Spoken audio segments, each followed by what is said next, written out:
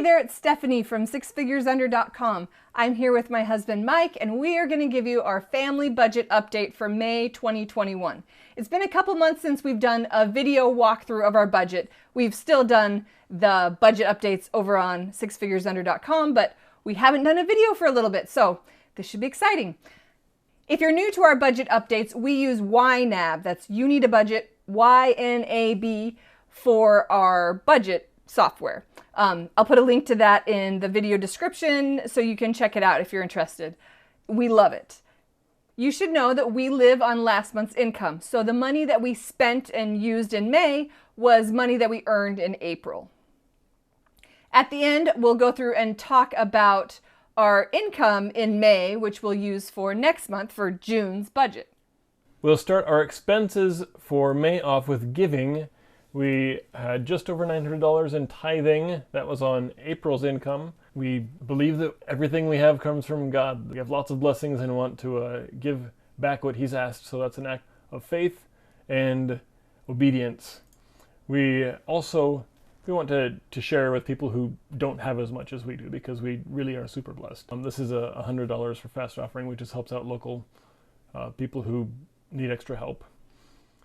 Okay, monthly bills. Our mortgage on our modest Northern California family home is $2,369. That includes principal, interest, property taxes, and homeowner's insurance.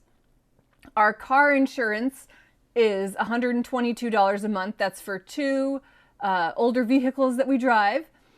Electricity was just about $208, which is great. The spring and the fall are great for low electricity, and right now we are drying our clothes out on the clothesline, so that's a great way to save electricity. Water, our bill comes every other month, so we put aside about half of what it usually is, so that's $60. Internet, $70. Trash, we also put aside half, and that's $40. You'll see in YNAB, you'll see here there's a balance in this. That's because we put that $40 in, and we won't spend it until next month because it comes every other month. Our cell phones, this is for my cell phone and Mike's cell phone, that's $50 total. We have cell phones through Visible, so it's $25 a month and unlimited everything you need, so it's great. Visible is a Verizon subsidiary, so we use the 4G LTE network for Verizon. That's actually the only network that we can get cell signal on at our house, and so that's the cheapest way to have phones that work at home. We also do Wi-Fi calling, so we can use our Wi-Fi, but it's nice to have that cell signal for when the Wi-Fi isn't good. And a funny thing about the way Visible works, if you go to the website, it'll say it's $40 a month, but it's a little gimmicky. You just have to sign up in a group of 3 people, and it doesn't, is it 3 people or is it 4? 4 people. 4 people. It doesn't have to be people you know. There's whole Reddit threads of just people looking for groups. I think it took us about 3 minutes to make our group last time, because people are just waiting for others to join up a Visible group. Yeah, super easy. Okay, piano. And that takes it from $40 down to $25, yeah, which is what we're paying. So piano, $120 a month. We have our oldest takes piano lessons, and our oldest also has braces for, I don't know, maybe 5 or 6 more months. Seems like it's been forever. $61 a month. So these monthly bills are generally about the same. Our everyday expenses aren't changing a whole lot this month either. Our food expenses for the month of May, just over $500. You can see over here, the average is, I think over the last year, is $554, so we're just under average. We try to keep it around there. Our household miscellaneous budget, we try not to put too many things into miscellaneous because we like to have categories that we can tell how we're doing. But we spent $250 in miscellaneous. The way YNAB works, if you click on this here, it shows what actually belongs to that miscellaneous account. So there's a check I meant to ask you about. So we'll talk about that later. So there's a check of $31.80. I don't know what that was for. We got diapers, laundry detergent. Oh, I went to a yard sale that my friend was having, and I bought Mike a new ladder. It's a little giant ladder. And if you know ladders, those are like That's really nice. The BMW of ladders or something like that. I don't know. And some sheets. One of our kids graduated from a twin to a full-size bed, so we got some sheets for her. That's what miscellaneous is. Fuel, we spent almost $300 in gas, which is actually, although gas has been going up, it's I think it's over $4 a gallon everywhere here now, even at our favorite gas station. We are still spending $200 less than we spent when I was driving into Sacramento several times a week for a commute. But we did go on a couple of small family road trips, and the kids have swimming every day, so we're driving a little more than we have been over the last year and a half, but not having to commute is a big deal. Oh yeah. Clothing, we purchased, was it swimsuits and some other things? Yeah. So this is more than we usually spend on clothing, but Stephanie always makes our clothing budget go way ridiculously far. It's kind of amazing. It's a superpower. We spent $55 on dog and cat food. Allowances, this is something we give allowances to the kids that are not tied to the chores that they do during the week.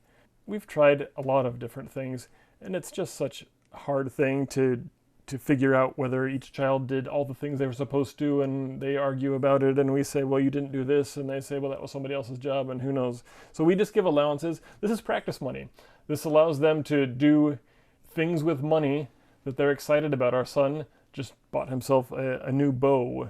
He loves archery, and he had a little bow that he had when he was small, but he's been saving up his money so that he can purchase a new bow, and he did. A 50-pound bow. A 50-pound draw, so it's just the right size for him and me. But it's fun to see the kids make choices. Our daughter also, our youngest daughter, went and really wanted some whipped cream. And so she went to the store, the spray kind, and bought a bottle of the spray kind of whipped cream with her money. And that was what was important to her at the time. Hopefully that changes and she doesn't use her money on whipped cream for the rest of her life. But we're letting the kids make small choices with money so they can see the results and hopefully make big and better choices as they have more of their own. And we have them divided into spending and tithing and savings. And so the amount they get is actually, the amount they have to spend is around 40% of the amount that they receive for their allowance, because we require them to save some of it and to pay their tithing and things. It's good spending habits. They're also required to do chores, though. We just don't tie those two together because that's a headache. Homeschool, Stephanie put a little bit of money in here because she wanted to buy some things for next year. Some things that I can't buy with the state funding that we get. So we put 20 in and spent 59. There's a balance of $10.54 there. All right, on to sinking funds. Okay, sinking funds are fun.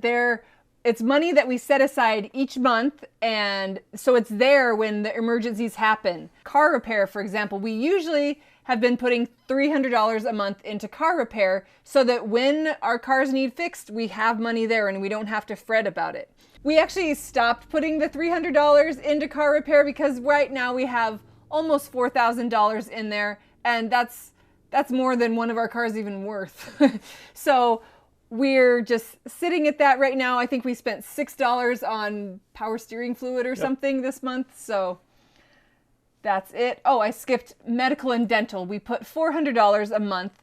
And if we do this each month, then that covers what we would have to pay out of pocket. And last year we used all of it. We had a couple of people who had surgery. So right now we have about $1,700 sitting in that category. We spent $32 on some prescriptions for one of our kids who was sick. And we're hoping that at the end of the year there's a surplus there, that we don't actually max out all of our deductible and max out of pocket. But if we do, then we don't have to scrounge for the money because we've been saving it every month.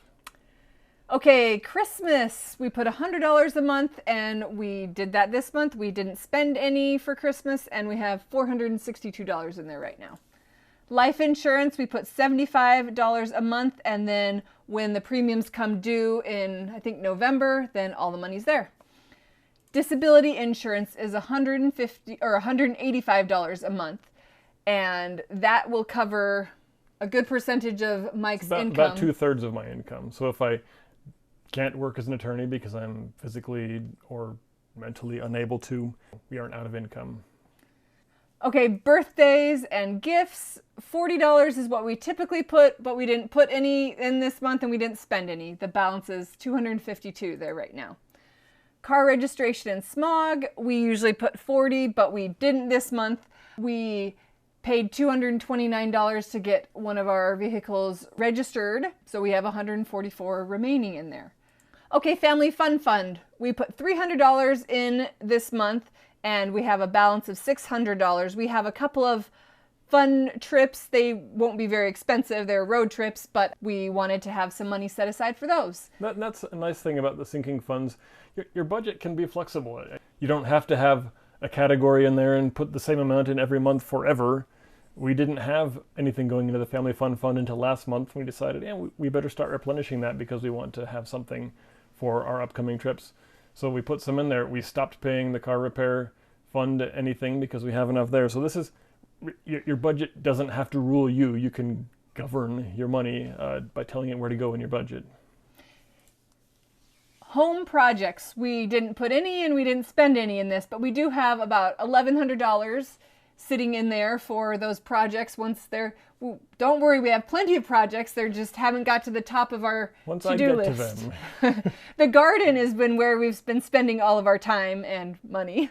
We spent $572 on the garden. It's hoses, irrigation, water timers. Fun stuff like that. Yeah. Right now there's a balance of $250. A preparedness category, I put this in the budget, maybe a year ago when we did our quarantine food storage challenge and we were using a lot of our food storage, and I was thinking of other things we could get to be more prepared.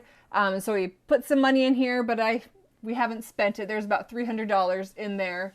We'll think of something to do with it. And if we don't, then we'll just roll it into like the extra mortgage principal or something category. All right, as far as investing goes, the kids each have $529 college saving plans, and we put $25 for each of them in there. This actually was an extra month because we added the baby. Oh, yeah. So he required a $50 deposit. We usually put $25 for all the kids, but to start one, there was a $50 match in May. And so we put on $50 in. $529. On May 29th, yes. We put $50 in so you get that match, and we have that'll be a regular recurring $25 for each of the kids. We know that's not going to pay for their college. It will be something. We're planning on them getting scholarships and getting jobs like we did. We were able to pay for our own college without going into debt until law school. That was a different story, but but it's also fun for the kids to see these balances grow. They get to see how investment works. They get to see how it goes up and it goes down. But on the whole, it's going up, and they're excited that this is money that's allocated for them. So it's, again, teaching the kids things that are helpful about money. Stephanie also contributes $500 a month into her IRA. That's a Roth IRA, so taxes come out before she puts it in. And that maxes out the IRA contribution to $6,000 a year, which is as much as you can put in. I have about $800, a little bit more than that, coming out each month into a state pension fund. So that's where my investing is right now. Okay, our tax category here. We have $90 a month that goes to our tax preparer. He helps us plan and prepare our taxes and has helped us save lots of money in the past. Okay, prepaid tithing. If you were with us, December, that we made the choice to prepay a year's worth of tithing. So I think we paid like $16,000 in tithing. And so this category here is where we account for that and keep track of that. And if you're interested in the why, we go into it more in depth on a post at sixfigurecenter.com. You can find that in the link below. But basically, if we bundle deductible expenses or deductions like charitable giving into 1 year and then take the standard deduction the next year, the total amount of taxes paid goes down. It's about, I think it was about $1,500 less in total income tax each year for the 2 years we're doing this. This is the exciting category though, because we had our savings from a couple of months of kind of wondering what we were going to do. We had thought about putting in solar panels or something else. We decided eventually not to do that. We just wanted to actually stick on the goal of paying down our mortgage. We put $18,000 of extra into our mortgage principal, which knocks it down to 240? Yeah, 240. So that's exciting. We're looking forward to not having a mortgage payment in a few years. It won't be right away. It probably won't be at the end of our 5-year goal that we set 2.5 years ago. We're halfway through that time period and only about a third of the way through the amount we need to pay off. We might make it, but we're actually not, we're not heartbroken about it. We're further along than we would have been if we hadn't made the goal, for sure. Way further, yeah. And we're kind of in the space where we're trying to balance a laser focus on our financial goals with other goals, like making sure we have enough time to spend with the kids as they're growing up super fast, and doing fun things so that they have those memories and we get to spend time together. Our oldest daughter is going to be in college in 5 years, so we don't want to. Yeah, that sounds ridiculous. So we don't want to spend all of our time so focused on paying off the mortgage we don't do fun things with her. So that's where we're at on our payoff goal. Okay, and finally, our income. We'll scroll to the top. This is the category where we keep all of our income, and then we don't spend any of it or use any of it in May, and then we just zero it out here. That's why there's the negative number there. We subtract it out, and then it goes next month up in the to be budgeted, the green spot at the top. So this income is just the income from Mike's job as an attorney for the state and our rental. I almost said our Airbnb rental, but we're not doing it through Airbnb right now. We have a long-term renter. I didn't include any blogging income because I haven't cut myself a check for several months because I haven't done much work on the blog. So I'm going to start doing more work on it now that homeschooling is done for the summer, and then I will pay myself. So that's that. If you have any questions, we are very literally an open book. You can make a comment and ask us how things are going, or whatever you have a question about. Or if you have any ideas for videos that you'd like us to do, just leave a comment and we'll see what we can do. All right, we'll see you next time. Bye.